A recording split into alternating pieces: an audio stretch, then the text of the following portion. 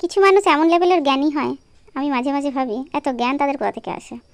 নিজের মেয়ে যদি ছোট জামা কাপড় পরে বা দেরি করে ঘুম থেকে ওঠে, ও কিছু না, ও ঠিক আছে।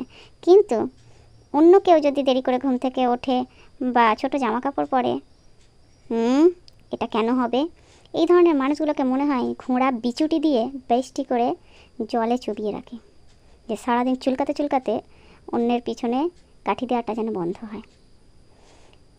এত বড় নাক এদের, মাঝে মাঝে মনে হয় নাকটাকে কোদাল দিয়ে চেঁচে আর হাতে ধরিয়ে দিই। তোমরা হয়তো ভাবছো আমি কেন এরকম করছি। পাড়ার কিছু কাকিমা আছে যাদের কাজ নাই কর্ম নাই, শুধুমাত্র লোকের পিছনে কাঠি দেওয়া ছাড়া।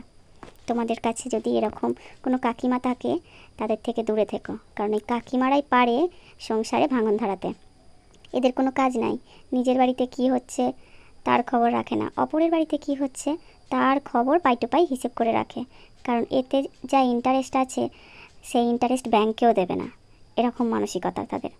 সেই জন্য তারা সব কাজকর্ম ফেলে রেখে শুধু মনে করে কার মেয়ে কী করলো, কার বউ কী করলো, কার কী হচ্ছে, কার কী না হচ্ছে। হ্যাঁ গো কাকিমা, তোমার বাড়ির মেয়েকে কি অনলাইন থেকে নিয়ে এসেছো? আর আমাদের কি আমার বাবা মা আস্তাকুড়ে থেকে কুড়িয়ে নিয়ে এসেছে? তোমারটায় বেলায় আঁটি আঁটি আর পরের বেলায় চিমটি কাটি।